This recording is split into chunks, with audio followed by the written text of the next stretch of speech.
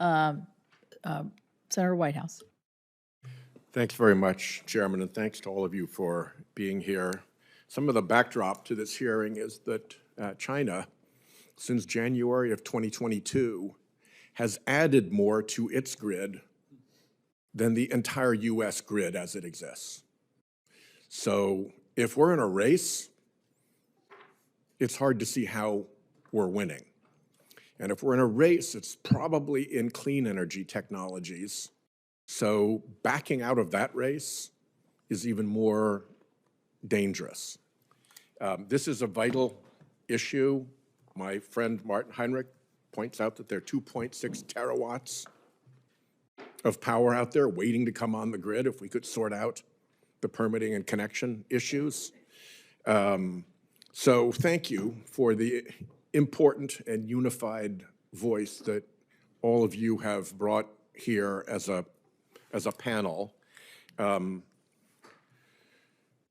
want to drill down just a little bit and let you know why I think it's so important that we solve the problems of interagency process and of early stakeholder engagement.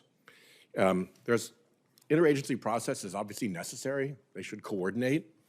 But in my view, after watching the executive branch for a long time, the weeds have grown in the garden of interagency process.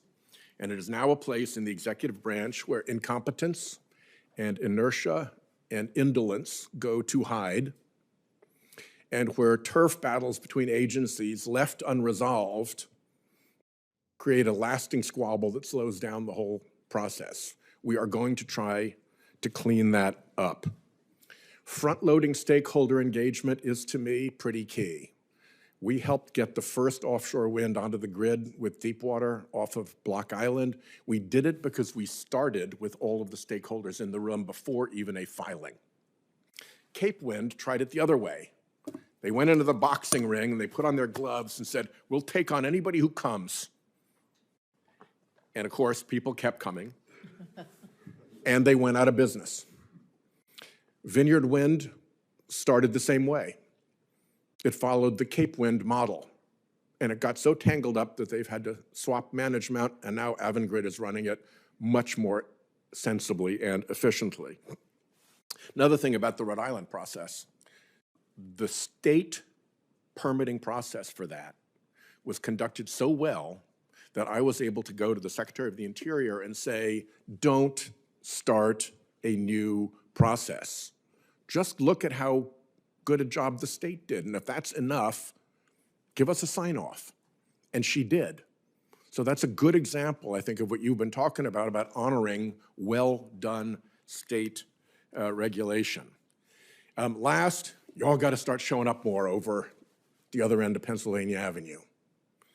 If you think offshore wind blockading is lawful, okay, come talk to me and explain to me why you think that's so.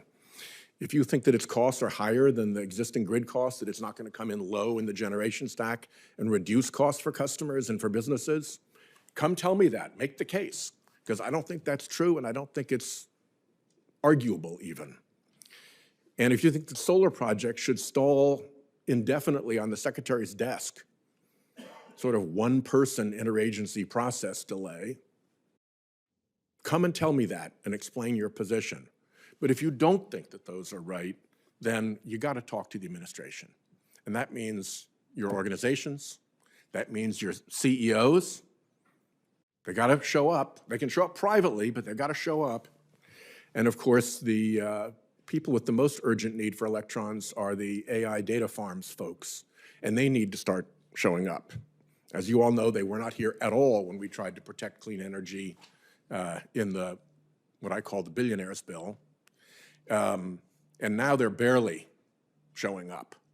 But they've got a big voice, and it matters to them to have abundant, inexpensive electrons if they're going to succeed in international competition for artificial intelligence. So I'm delighted that the chair has brought this panel together. It is an extremely wide array of views about many matters. So the fact that we're hearing such harmony today is very significant to me. But I think it's really important that you understand that I don't think you have a problem in this room. I think your problem is at the other end of Pennsylvania Avenue, and it's very, very hard to accept the kind of behavior that's going on now that is patently illegal, repeatedly illegal. Statements are made that are patently false, and behavior at the cabinet level of just grabbing permits and stalling them, just making them sit on the desk. I mean, somehow we've got to fix that and move forward. So I really look forward to working with all of you and with my colleagues here on the committee to get that done.